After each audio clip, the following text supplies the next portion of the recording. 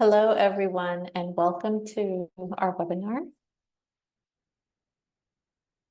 We are going to begin shortly as I introduce our center and our webinar speaker for today. We're really happy to have you here with us. So again, welcome to today's webinar, Understanding the Basics of DBT, a 4-part foundational skills series. This webinar is sponsored by the Northeast and Caribbean Mental Health Technology Transfer Center, or MHTTC, and we're housed at Rutgers in the School of Health Professions in the Department of Psychiatric Rehabilitation and Counseling Professions. My name is Kati, and I'm the project coordinator of this center, and we'll be introducing our speaker today. Next slide, please. The MHTTC is funded by SAMHSA, Substance Abuse and Mental Health Services Administration, to enhance the capacity of the behavioral health workforce to deliver evidence-based and promising practices to individuals with mental health conditions. We also address the full continuum of services spanning mental illness prevention, treatment, and recovery supports. Next slide, please. We also offer training programs on evidence-based practices for serious mental health conditions, wellness and recovery for providers and people with mental health conditions, school mental health, and comprehensive multi-tiered services and support, Hispanic and Latinx mental health education, online education courses, specifically Wellness Matters, illness management and recovery, functional thinking, and more. Next slide, please. As a reminder, all of our training programs featured on your screen, as well as our products and services, are available to you at no cost. Next slide. If you're interested in staying up to date with the events and products the Northeast and Caribbean MHTTC is providing, we ask that you please sign up to receive our email communications. You may do so by scanning the QR code provided on the screen, and I will also share a direct link in the chat box. Following the webinar, you'll be asked to complete a brief survey. We value this feedback and use it to improve our activities and inform future activities. These surveys are also important because our continued funding is linked to them. So we thank you in advance for your participation. We also want to let you know that this webinar is being recorded and will be posted on our website along with our presenter slides and any relevant resources within 7 days of this webinar broadcast. At the time of this presentation, Marian Delphin Rittman served as Acting Assistant Secretary for Mental Health and Substance Use at SAMHSA. The opinions expressed herein are the views of the speakers and do not reflect the official position of the Department of Health and Human Services or SAMHSA. No official support or endorsement of DHHS or SAMHSA for the opinions described in this presentation is intended or should be inferred. We encourage you to interact with our presenter during the webinar by using the chat feature. Please post any comments or questions you have in the chat, and I will collect your questions as we go and ask them of the presenter during the Q&A portion towards the end of the presentation. During the webinar, our presenter may pose questions to you, so please use the chat feature to answer them. As a reminder, the MHTTC network is committed to using affirming, respectful, and recovery-oriented language in all its products and activities. Next slide, please. We wanted to let you know that the new 3-digit dialing code for the Suicide and Crisis Lifeline is now available through 988. 988 is not just a suicide crisis line. It is for people experiencing a suicidal, mental health, or substance use crisis of any kind or any kind of emotional distress. It's also for people who are concerned about someone experiencing a crisis. You can connect by calling or texting 988, or you can chat online at 988lifeline.org. Calls, texts, or chats are responded to by a trained crisis counselor. Now let's begin our webinar. We have Crystal Socha with us today.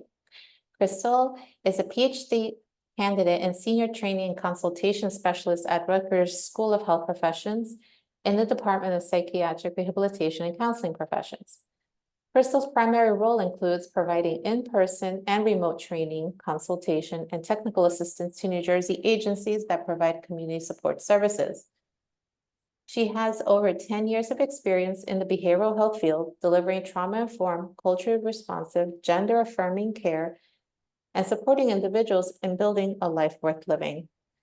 Before joining Rutgers, she provided community-oriented services in supportive housing, intensive in-home and in-community settings, community mental health centers, integrated primary care, hospital systems, and private practices.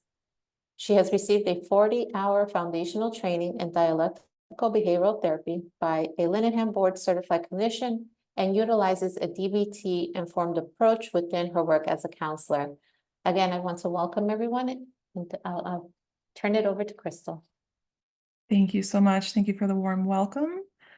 Good morning or good afternoon, wherever you are located. Thank you so much for joining me today. As Kati mentioned, I am covering the understanding the basics of DBT, a 4-part foundational skills series. And today is just part 1. So thank you for being here. I hope that you'll join us for session 2, 3, and 4. Thank you for also letting me know where you are joining us from, as well as your role. So today we'll be covering just the introduction to DBT, as well as strategies for mindfulness. So let's get started. We've got a lot to cover today. As far as learning objectives, just so you get a sense of what we'll be covering today, we are going to identify DBT's history, framework, and treatment structure, highlighting some of the key components of DBT, including mindfulness, emotion regulation, distress tolerance, and interpersonal effectiveness. We'll take a moment to understand some mindfulness strategies and their importance in DBT. This is not comprehensive by any means. I hope that this serves as a foundational component for you and hopefully makes you interested in DBT and wanting to learn more. So this will kickstart your learning process or maybe reinforce what you've already learned so far or validate the things you know about DBT. And if we have time, we'll review a case study to apply some mindfulness skills with your clients.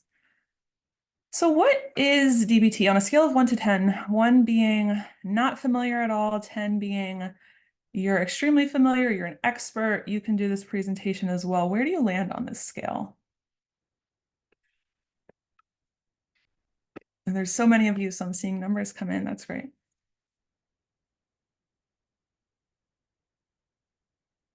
All right. We're across the whole spectrum. Wonderful. All right. So we've got a whole mix of us here. And again, thank you for doing that. Again, hoping that this serves as a kickstart to your learning, a reinforcement of your learning, a desire to learn more. Again, this is not everything you need to know about DBT, but we'll start with some important pieces of it.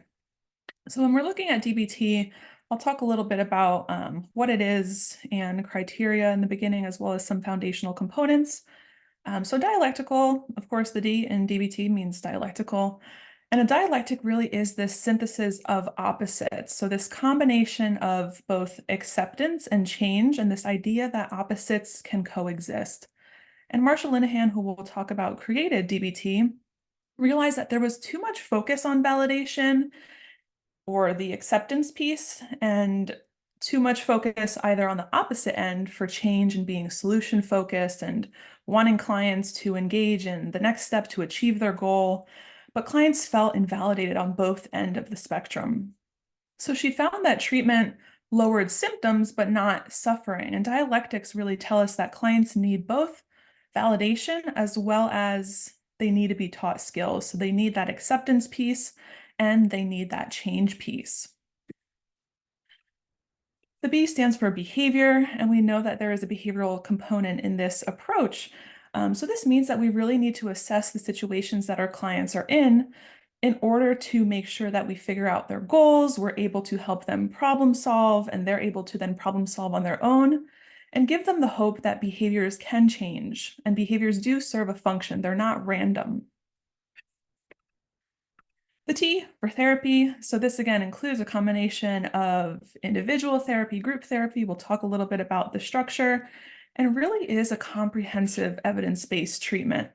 It is possible to be treated for many conditions, and we'll talk about that in just a moment as well.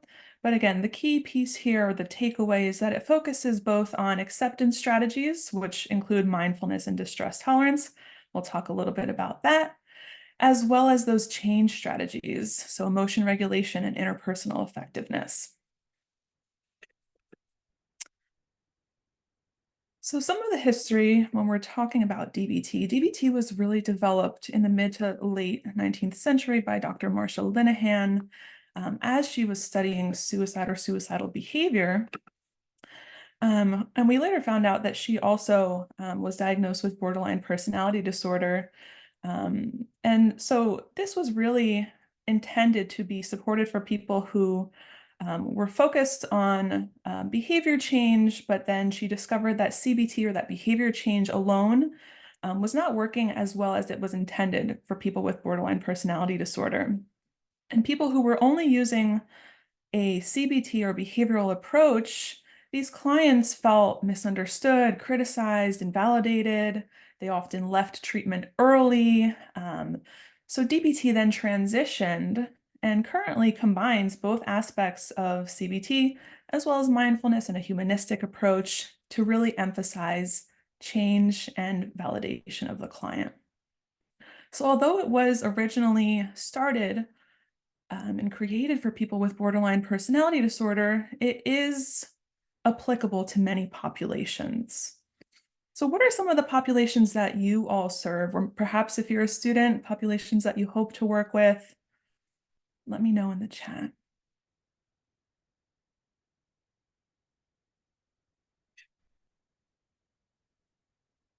See, opiate use, severe persistent mental illness, seeing different levels of the developmental spectrum, substance use trauma, children's system of care. There's so many of you here. I feel like it's just one big hug in this room. So keep in mind, wherever you are, DBT is applicable to many populations, as well as for many people with a variety of diagnoses. And oftentimes these diagnoses do overlap or coexist with borderline personality disorder. And researchers also found that DBT is effective regardless of a person's age, sex, gender identity, sexual identity, race, ethnicity. So very applicable across the spectrum. And when we look at criteria for DBT, this varies program to program, but in general, people really must be experiencing intense symptoms. These symptoms might look like flashbacks, high anxiety, mood lability, dissociation, where they might not benefit from a traditional process group, and maybe they need additional structure. This person might also have a history of repeated substance use, suicide attempts, self-injurious behavior, and hospitalizations. This person might be deemed high risk and require some extra support in daily check-ins. This person might also have deficits in 2 or more modules, and we'll talk about those 4 modules of DBT. But this person might experience mood lability, impulsiveness, cognitive dysregulation, interpersonal chaos. And they must meet criteria or have features of borderline personality disorder. And people with borderline personality disorder, as we know, often have a history of sexual abuse that is repeated and severe. They may have a history of childhood neglect. Their parents might also suffer or experience mental health conditions. They may also experience emotion dysregulation. They may experience interpersonal dysregulation, so unstable relationships. They may experience behavioral dysregulation, so non-suicidal self-injurious behavior, self-harm, self-damaging, impulsive behaviors. They can also experience cognitive dysregulation, so some of those black or white thinking patterns, as well as self-dysregulation. So they have this unstable sense of self-image, this kind of chronic feeling of emptiness. And I find it so helpful to educate individuals, especially if they have a diagnosis of borderline personality disorder, so that they don't feel alone. There's something to label this experience that they're going through. They feel a sense of empowerment. They can name this experience.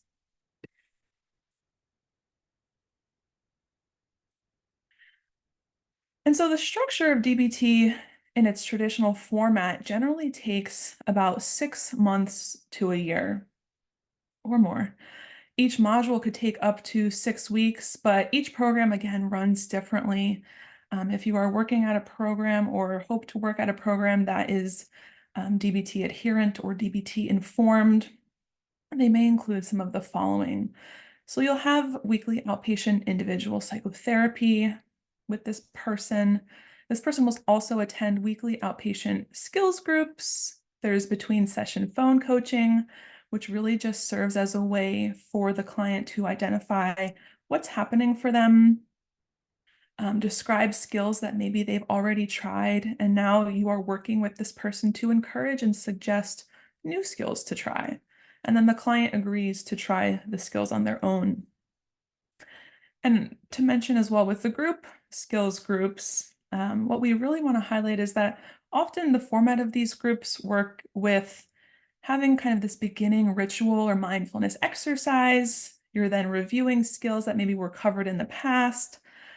You are providing education on a new skill, and this can happen multiple days a week, thinking about partial care programs or intensive outpatient programs, and always includes a homework review session. So clients are actively working on practicing skills on their own outside of the group session.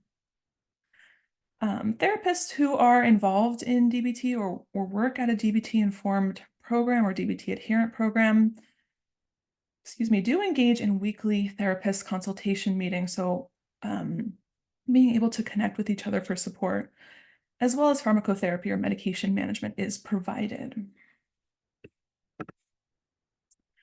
And so we'll talk a little bit about some of the framework of DBT. The foundation of DBT really lies in being as skillful or as effective as possible. And so there are really a set of skills that are grouped together to achieve a specific goal. And we'll talk about those modules again. But skills can be either effective or ineffective. They can be adaptive or maladaptive. So really approaching this in this way so that we're not judging the behaviors of this person. We're simply noticing how skills are functioning for them. Thinking about, if someone is engaging in substance use, maybe it's not effective, it's an ineffective skill, but it's what they know and it's what's working for them. And we'll talk about mindfulness as really the foundation for all other skills. But biosocial theory really tells us how and why some people have so much difficulty with emotion regulation and behavior control. So this theory tells us that each of us are influenced by our genetics, which influences our behavior, which influences our environment, which then in turn we react to and influence us in this never-ending kind of transactional response or relationship over time. Emotional vulnerability is biological. Some people might experience emotions more often and more intense than others. Think about the clients that you have, or if you know anyone who has ever been told you're too sensitive, you're too emotional. This person has a really difficult time with navigating those emotions, which in turn makes it difficult to navigate those behaviors, but those behaviors are not random. Each emotion and each behavior has a function, and emotions allow us to communicate to ourselves and to others. But with that being said, an invalidating environment might also make it difficult to regulate emotions. So we've got this genetic piece happening, and then we've got the invalidating environment. So what comes to mind, and we'll talk about this on the next slide, when you think of an invalidating environment, what does that mean to you?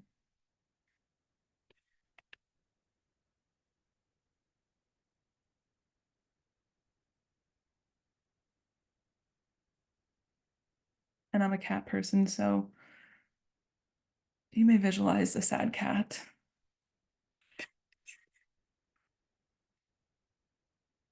I know, doesn't this warm your heart?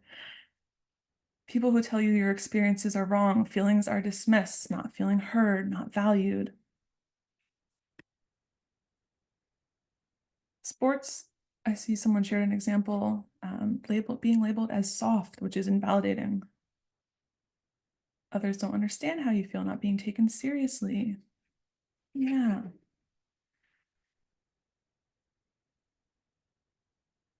Dismissing thoughts, toxic environment. Okay, absolutely. So we'll talk about specifically, Marshall Linehan describes an invalidating environment as some of the following. So it's an environment that punishes expression of emotions, and you've given me some great examples already, especially in public. In private, this might look like a mother saying to a child, go to your room until you stop being angry. This may also include oversimplifying problem solving. So have you ever heard someone say, and I'm sure you have, relax, just breathe, just smile. It says emotions are weird, wrong, or bad. So telling a child, that's such a dumb thing to say, or that's such a dumb thing to feel. Denies or discounts an individual's personal emotional experience. So this might look like telling a child, you don't feel sad, you're angry. Nobody else would feel that way. Reinforces escalations of emotional responses. And this happens intermittently. So let's say a child is riding a tricycle or a bike, the child falls off the bike, is crying, is being ignored by a parental figure, until the screams are so loud that it's perhaps, quote, getting on the parent's nerves, that the parent then responds in this cold and stern manner, rather than initially responding to that first cry for help or that first feeling of sadness. And another one, so the last piece of this invalidating environment, it might be the environment says that emotions should be coped with without support. So if you're going to keep crying, go to your room and come down until you can get a control of yourself. So this person has to do this independently, figure out how to do it. And if you were never taught how to do this, how would you know how to do this as an adult? So this environment doesn't teach individuals how to label their emotions to help understand what is that sadness? What is that anger? What am I experiencing? It doesn't allow for regulating emotions or trusting of experiences. So how could a person tolerate distress? How could a person problem solve? How could a person communicate effectively if this is all that they know? I'm seeing a lot of validation in the chat. It doubled down. Yeah, someone said it doubles down on the negative feelings by saying deal with it, essentially. Absolutely. A lot of dismissing of feelings, yes. Right. And in DBT, it really is said that borderline personality disorder is a pervasive disorder of emotion regulation. And it results from the transaction of the invalidating environment, which we see here, as well as that biological or genetic dysfunction in the emotion regulation system. So again, really tying together what that biosocial theory means to understand that this person is experiencing suffering. The next piece I want to talk about is the framework within DBT, which again is that dialectical philosophy. Is anyone familiar with dialectics and what that means?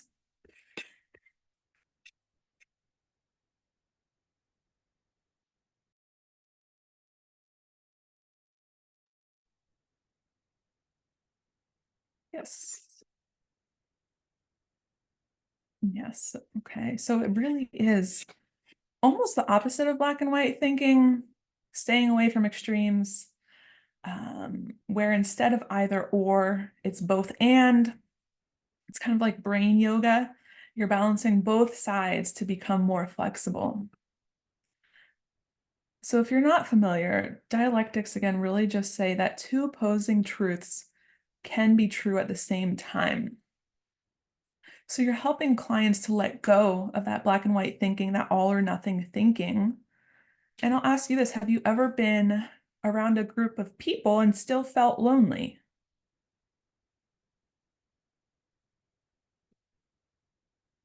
So dialectics might tell us you can be with others and still feel lonely. Some other examples might be you can be independent and still also want help. You can have a disagreement with somebody and still also be friends. You can not agree with what another person says and still be respectful towards them. So a synthesis of both perspectives, that both those things can be true. And keep that in mind as we move forward. So another piece that I want to cover is the DBT skills training assumptions. And if you have a DBT manual, you'll see that these are listed there for you. But assumptions are beliefs that cannot be proved. In DBT skills training, all group members, skills trainers, clinicians, therapists, and those involved in DBT are asked to abide by these assumptions. And so these assumptions really guide the experience of both the client and the clinician and the treatment team. And assumptions are not facts. So you'll see some of them here. People are doing the best that they can, and they can still do better, and they can still want to improve. People don't want to stay sick, and they aren't trying to make things hard. You may have clients that come in and say they're ready to change, and then you're finding yourself or them stuck in actually making this change possible. But a lot of what we emphasize in DBT is that clients cannot fail ultimately. Sometimes they just don't have the skills to be effective. And so this can be done with our support. So Marsha Linehan shares an example. So thinking about if you are walking and someone pushes you into the river, you can either say, this is so unfair. You can give someone who's passing by, like, help, save me, this kind of look without actually saying any words. Or you can recognize, although you didn't cause that problem, you didn't push yourself into the river, you need to find a solution and you need to say what you need. So keep that in mind. And again, we'll share the presentation with you if you want to look at these in further detail, but these really guide the skills training and approach as you are working with clients.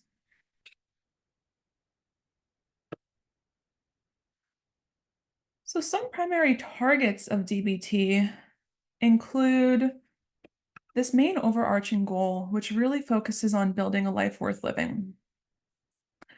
And so in order to help your clients achieve a life worth living, you want to help them focus on what they want, not what they don't want. So if they don't want to drink anymore, okay, so what does not drinking get you? What will you achieve if you no longer drink? Maybe this person wants to make friends. Maybe this person wants to build a relationship. Maybe this person wants a job. So what will happen if you stop drinking? What would you do if you could not fail? What behaviors are getting in the way of the goals that you have for yourself? And sometimes clients will say, well, there's no such thing. There's no point in living. I don't understand. I won't find it. And they're right. A lot of what we do in DBT is hard. It takes effort. It takes time. It takes practice. It takes commitment. And we are here to help this person identify what that life worth living might look like. So it can be helpful to set smaller goals in the interim. And so you'll see some additional targets here that really are important in DBT, but it really is all about helping people develop their own ability to use some of these skills within the modules that we'll talk about.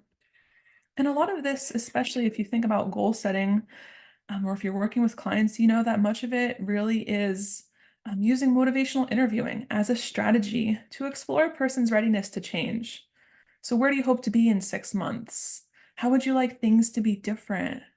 What do you think you'll have to lose or give up if you stop drinking or whatever it might be? So you'll see some other targets here, and a lot of what DBT focuses on is those life-threatening targets, which could include things like suicide attempts, self-harm, substance use, could also include eating disorder behaviors.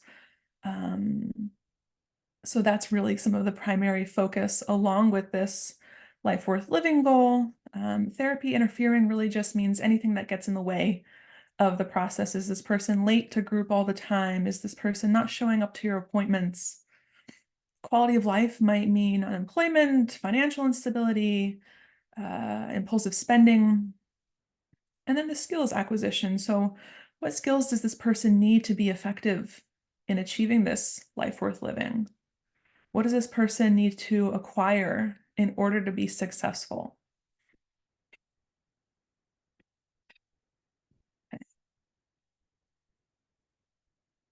And so when we're identifying goals, we want to talk about behaviors to increase and behaviors to decrease. And this general goal of DBT really is to learn how to change your own behaviors, emotions, and thoughts that are linked to some of the problems that are contributing to this person's life, causing misery, causing suffering, resulting in distress.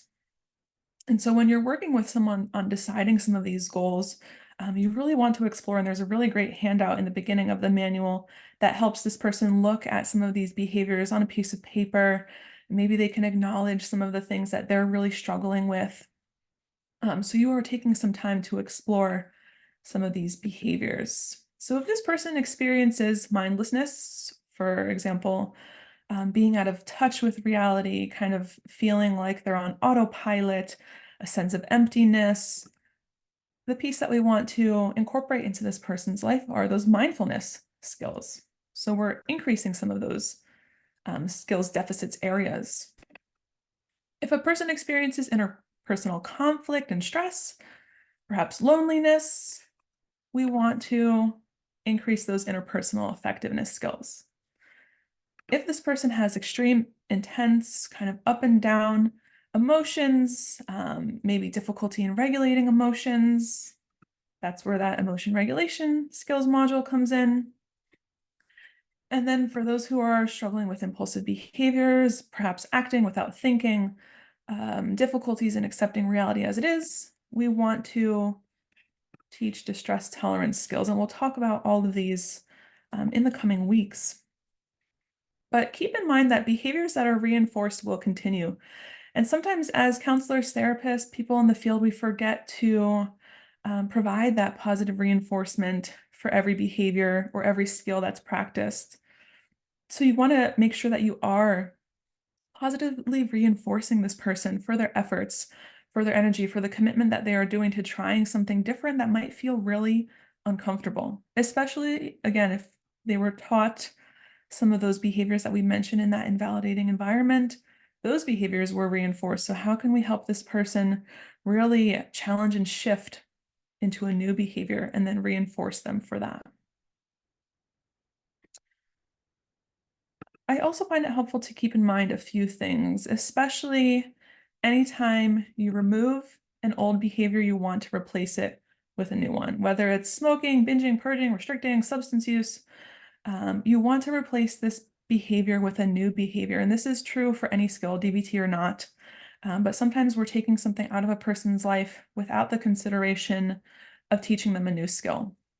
And I find this happens quite often when working with students. You know, they are in grad school, they're so excited to learn all of these skills, they're ready to teach the clients that they serve, but they haven't added any behaviors into this person's life. So if this person is working on perhaps a harm reduction approach or reducing substance use or reducing smoking, if they are getting rid of something or getting rid of that substance, what can they do instead that still provides them with a sense of joy? It may not be the same feeling, it may not be exactly what they're looking for, but can they try something to replace it so that they don't feel kind of this lingering emptiness? New behaviors must be practiced, and that is true for ourselves as clinicians, counselors, therapists, counselors in training, wherever you are.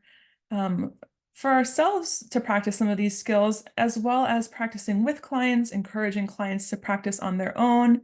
It may not work the first time, it may not work the fifth time. It may work the second time, but it may not work the 10th time. So we are constantly evolving and practicing.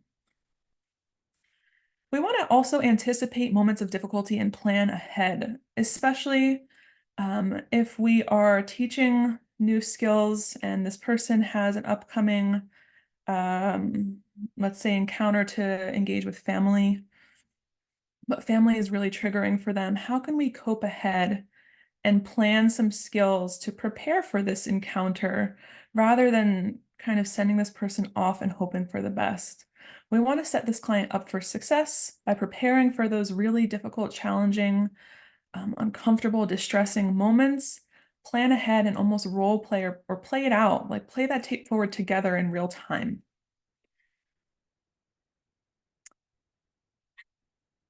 Another piece as we're orienting someone to DBT is talking about pros and cons of using skills. Is anyone familiar with, this is very similar to the decisional balance worksheet or payoff matrix. This should look quite familiar if you have seen this.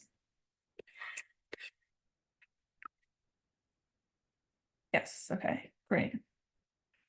And so this is specific to using skills. So in the beginning of orienting someone to DBT, anytime this person isn't sure whether they should or should not, or could not practice DBT skills, we want them to kind of write this out for themselves. What are the pros and cons of practicing those skills versus the pros and cons of not practicing skills? Because we want to help clients ultimately act skillfully in achieving their goals. So this can help clients decide whether they have anything to gain from practicing these skills. What are the good things that will happen if I practice these skills? What are the not so good things if I don't practice these skills? So we want to encourage clients to save this, put in their pocket, maybe use this and do it, over and over if you need with this person.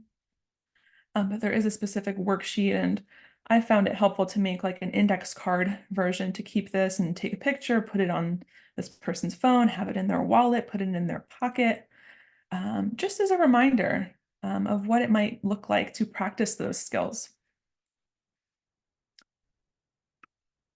Because when we're working with people in introducing DBT, there's often many ways to solve a problem.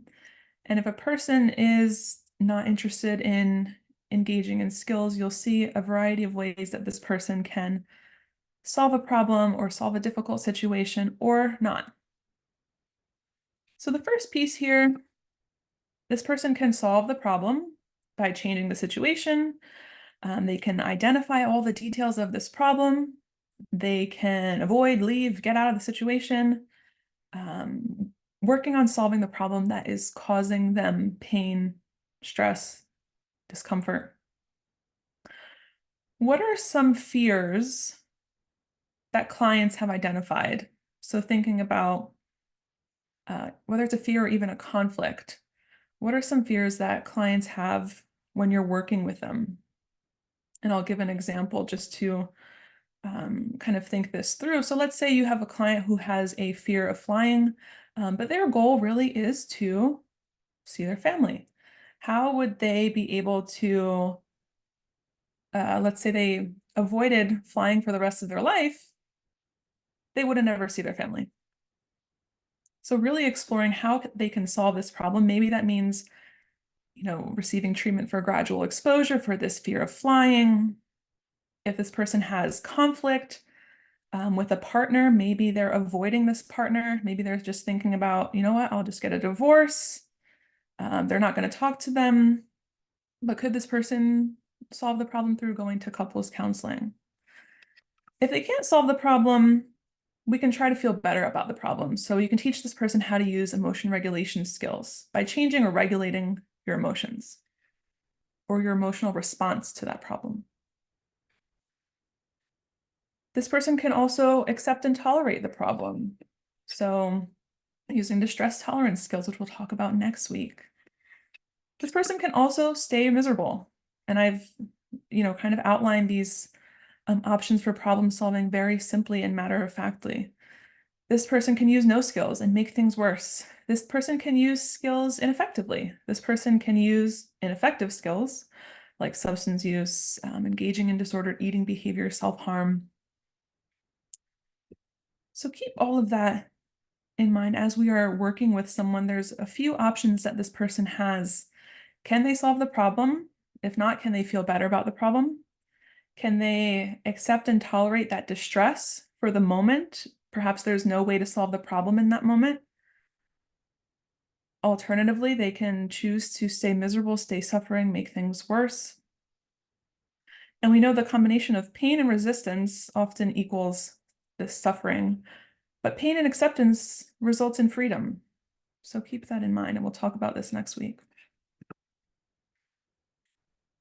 So looking at some of these skills, this is really just the overview of the 4 modules. And today we'll be talking about mindfulness in just a moment. As well as next week, we'll talk about distress tolerance, which really is the ability to tolerate and survive crisis situations without making them worse. And that includes crisis survival skills as well as reality acceptance skills to ultimately help reduce suffering.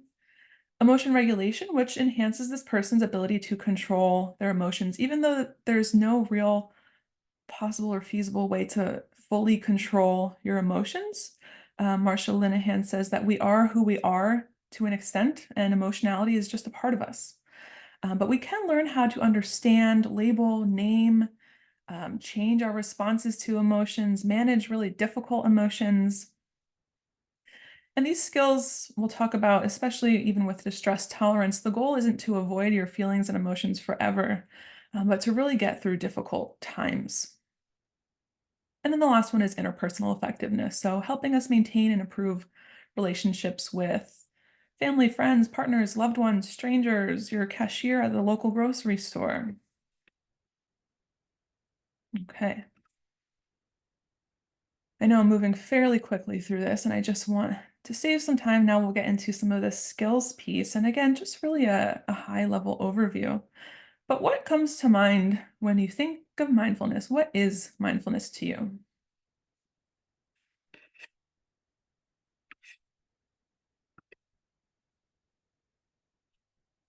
Yep, grounding skills, being in the present moment, paying attention, staying in the present moment. Nervous system regulation, yeah. Present and grounded, being present, noticing, yes. Meditating, observing oneself without judgment, being present, deep breaths, awareness.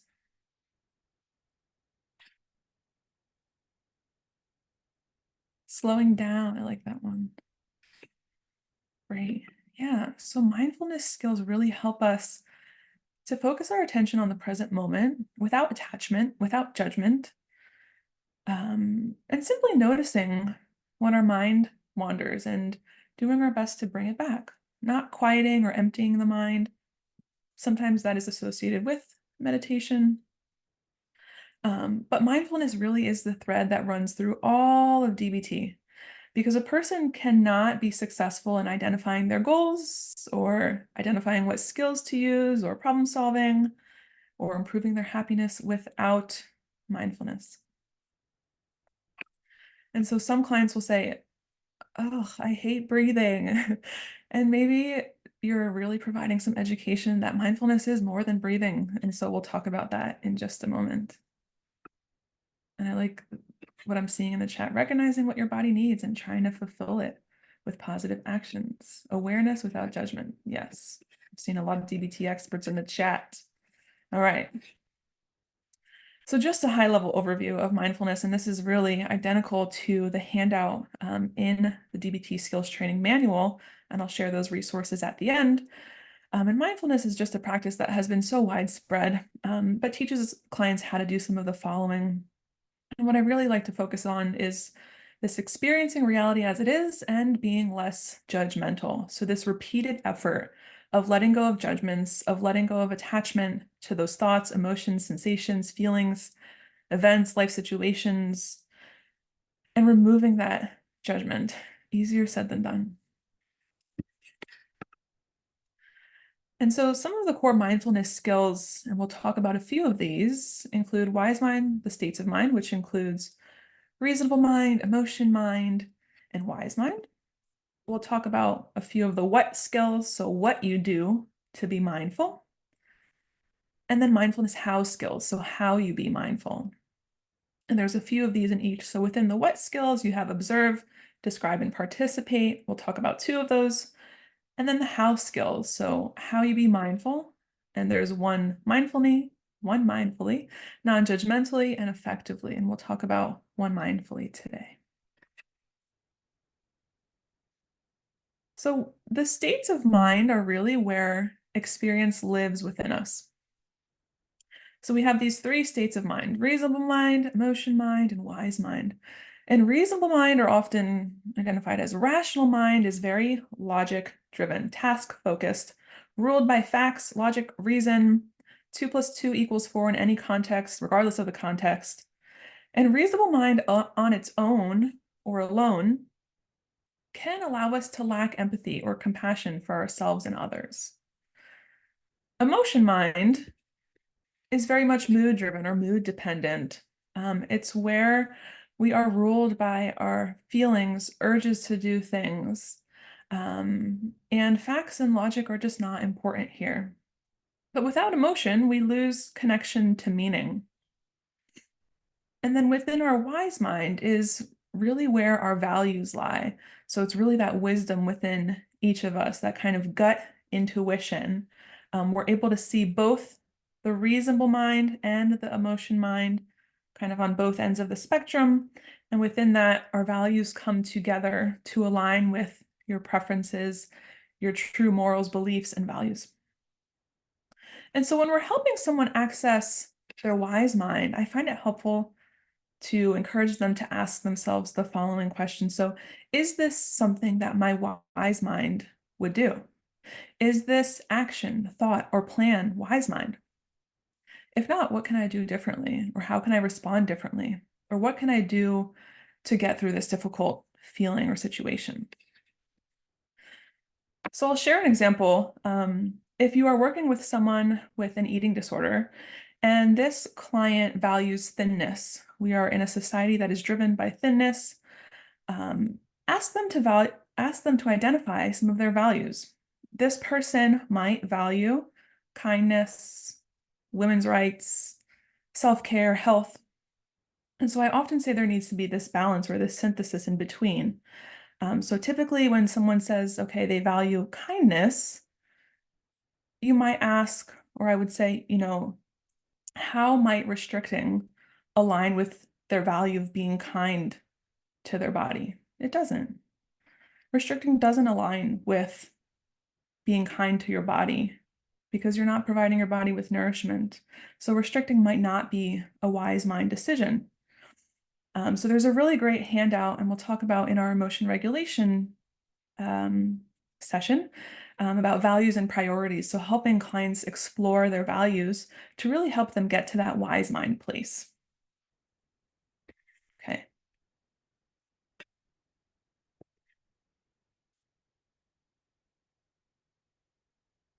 I'll save a few minutes at the end, hopefully, for questions. If not, we'll provide an email to reach out to me.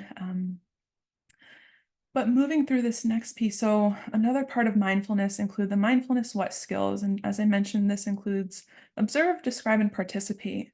And we'll talk about observe and describe. So again, this is what you do to be mindful. So with observing, we talk about encouraging clients to observe using the 5 senses. This might include observing with what they see, what they hear, what they smell, what they taste. Observing or just noticing your breath. With describe, you're now labeling that experience, describing what you see, maybe beyond, colors, shapes. You're now describing, you're seeing clouds in the sky. You can describe what you see in a painting. You can describe what you see as you're watching nature. Maybe you're describing your breathing. So, kind of saying out loud, I'm inhaling and I'm exhaling. And what I like to keep in mind is, or a thing to remember is, if you can't observe it, you can't describe it. But if you're working in a group setting, there's so many ways and fun activities to do with this one. So again, you might observe and describe an abstract painting. You might observe changes in music without judgment. You might provide activities like, simply observing a Where's Waldo activity. You might pass around postcards, look at flowers. You might, and this is This is an interesting one. But there's an example that Marsha Linehan shares on her in her manual about bringing lemons to a group and then encouraging or passing out lemons to each client in your group, asking them to simply notice this lemon. You take back the lemons, you put them in the basket, and you lie them across the front of the room, and you ask them to find their initial lemon, which can be quite the challenge. You can do this in many different ways. Some people like to do mindfulness with a raisin, piece of chocolate, keeping in mind the people that you're working with and their relationship with food. But this worksheet itself gives you so many additional examples of how to observe and how to describe. The last skill that we'll talk about here, again, in just brief, is how to be mindful. So when we talk about mindfulness how skills, we want to encourage someone to be completely present in this one moment. It's the here and now. At this moment, I'm doing just this one thing. I am talking to you here. I am looking at my presentation slides. I may have 500 other tasks to do. I may have a list of groceries that I need to go purchase. I may have documentation that needs to be completed. But I'm here talking to you.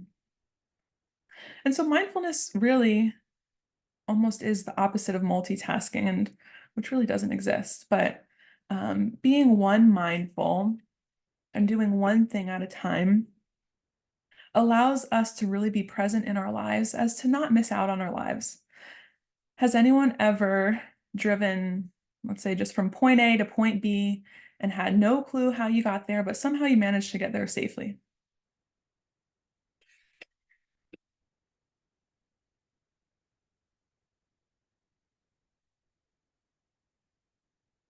Seeing lots of yeses. And I saw someone mention soft peppermints individually wrapped is my tool. That's a good one.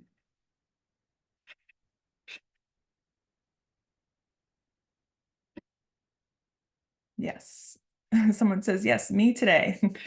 Yes, so we're kind of on this autopilot, almost highway hypnosis, really is, a level of dissociation because we are just simply moving through the motions instead of doing one thing at a time, which can be such a challenge.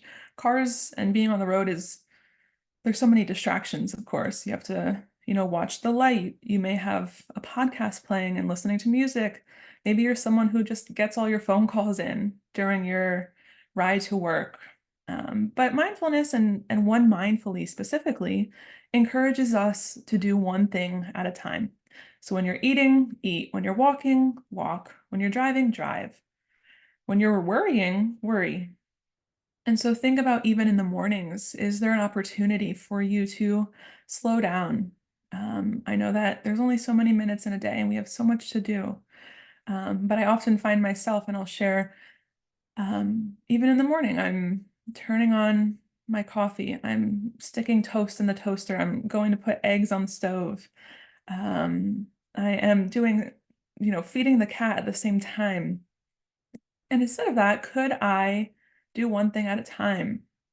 Could I simply just wait for my coffee to brew and just notice the smell of my coffee and hear the sound of my coffee pouring into my glass and noticing the smell of my creamer or noticing just the scents that are coming up for me, maybe feeling the mug around my hands.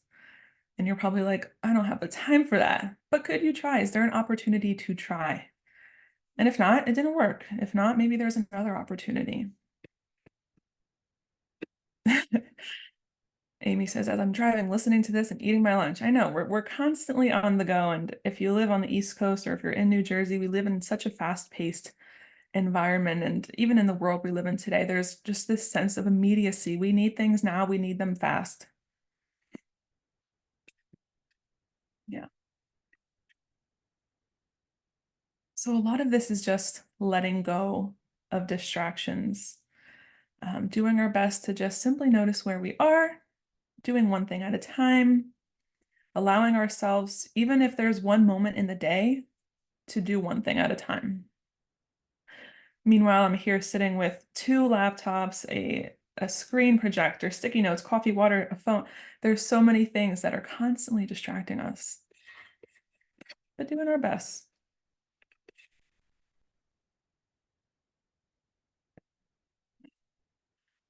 I have a case study here, which I won't get to, just to share some resources and possibly answer a few questions, but feel free to take a look at this and maybe challenge yourself to explore how you might support this person.